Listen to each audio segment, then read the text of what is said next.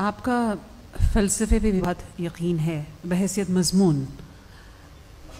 तरक्की का फ़लसफ़ा क्या है आरिफ आपा? इंसान की तरक्की आखिर क्या बला है?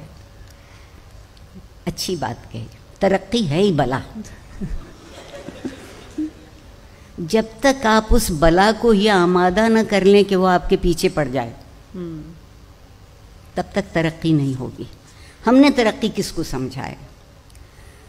मैं जिस शहर में रहती हूँ, लाहौर उसका नाम है, और जब मैं उस शहर में पल बढ़ रही थी तो लोगों का एक तसव्वुर था ज़िंदगी के मुताल्लिक कि हमारे पड़ोसी बहुत अच्छे लोग हैं, इनके घर में किताबें बहुत हैं।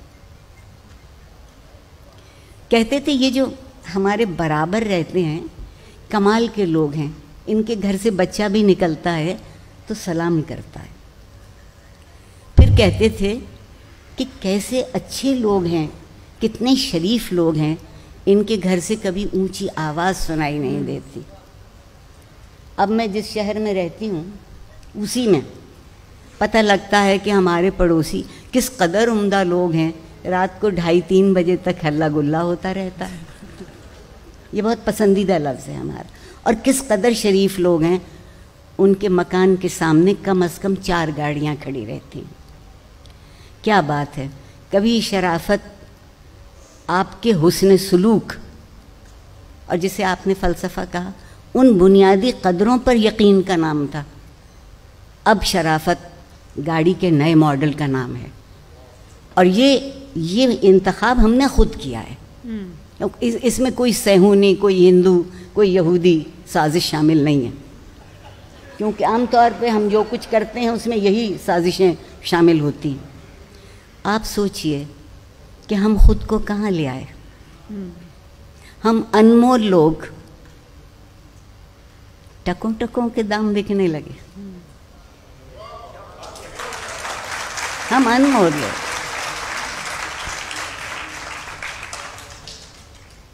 आपसे जब मैंने ये पहले पूछा कि आप कोई ख़ास बात करना चाहेंगी जब हम ये गप लगाएंगे आज के सेशन में, तो आरिफा आपा ने कहा कि हाँ, मैं तालीम और तरबियत के बारे में बात करना चाहती हूँ कि मेरे दिल के बेहद क़रीब है।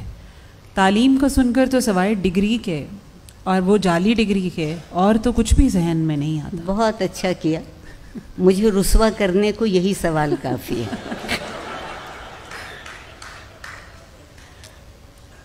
तालीम, मैं बहुत संजीदगी से बात कह रही हूँ जितनी मेरी समझ में आता है। तालीम मेरे ख्याल में रास्ता है। हम तालीम को मंजिल समझते हैं। इल्म मंजिल है, तालीम रास्ता है।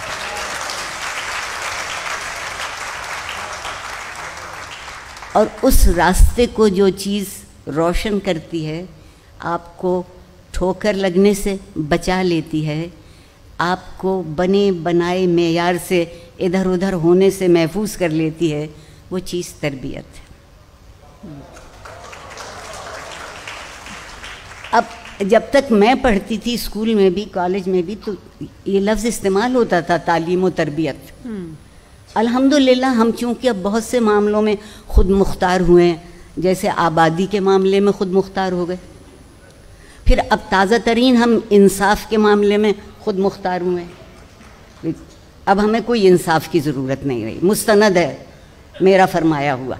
मीर के शेर को हमने दिल पे लिख लिया। इसी सूरत से तरबियत। और एक बात और, आज एक और भी रवैया है। वालिदैन कहते हैं कि तरबियत भी हम करें और 20,000 फीस वो लें महीने भर की, तो वो क्या करते हैं? वो कहते हैं कि हमने तो इनको प्रोजेक्ट्स दिए हैं, ये प्रोजेक्ट्स नहीं कर पाएंगे तो कुछ नहीं कर पाएंगे।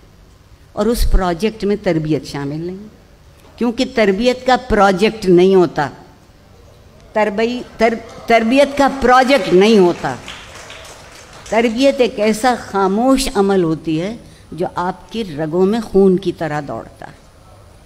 एक दफ़ा आपका खून आपकी रगों में दौड़ने लगे तो फिर आपको कोई मुर्दा नहीं कर सकता। हमने सोचा ये तो तरबियत तो कमज़ोर लोगों का काम होता है, ला हौल वला कुव्वत। हम कोई कमज़ोर है? जो हमारी तरबियत होगी। हम तो अज़ल दिन से पढ़ पुख्ता, जिसे हम पंजाबी में कहते हैं, हमें तो सब कुछ मालूम है, हम क्या करेंगे जानकर। मगर तरबियत ये थी जो ये सिखाती थी कि मोहब्बत का भी सलीक़ा होता है, मगर उससे बेहतर सलीक़ा नफ़रत करने का होता है। हम मोहब्बत अब इसलिए नहीं कर पाते कि हमें नफ़रत करना नहीं आती।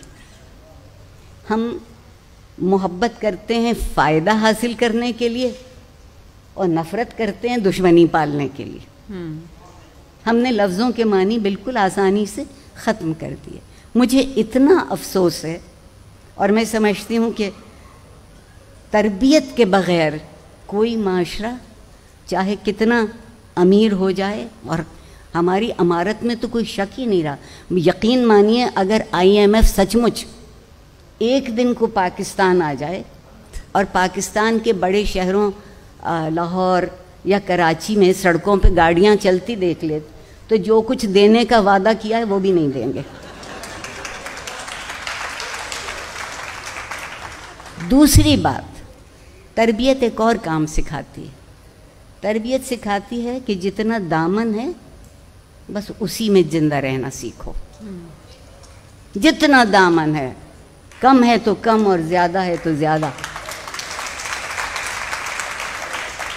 वैसे तो गालिब हमारी समझ में नहीं आता। मुझसे बहुत से लोग कहते हैं, doctor Arfa, I love Ghalib, I love Ghalib, but what can I do, I don't know Urdu.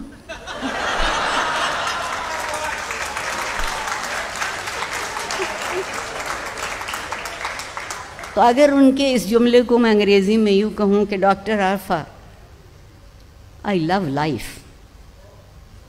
But I don't know तरबियत।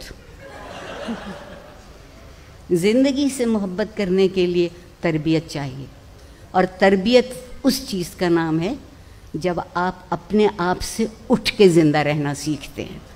अगर आप शिरकत करना जानते हैं और शरीक करना जानते हैं। हमने क्या किया कि अब मैं और आप बैठे हैं ना यहाँ, मैं आपसे बहुत पहले से बैठी हूँ और बड़े बड़े फ़लसफ़े हमने आज झाड़ दिए हैं, कोई बचा नहीं है बात। मगर अब हम आपस में बात नहीं करते, मुकालमा ख़त्म हो गया हमारे दरमियान से। कितनी बातें तो मुकालमे ही में तय हो जाती थी। कोई खफा होता था तो उससे जाके पूछते थे कि क्यों खफा हो, वो थोड़ी देर तो नहीं बताते थे और नाराज़ होते थे। मगर आप उनसे बहुत रसान ठंडे दिल से पूछते थे कि नहीं जी चाहता है, बताइए हमसे क्या गलती हुई, आप क्यों खफा हैं। और अगर आपको अपनी गलती पता चल जाती, दुरुस्ती उसी दिन शुरू हो जाती है जिस दिन आप अपनी गलती को तस्लीम कर लेते हैं, वरना दुरुस्ती नहीं होती। दुरुस्ती का प्रोजेक्ट नहीं है। अब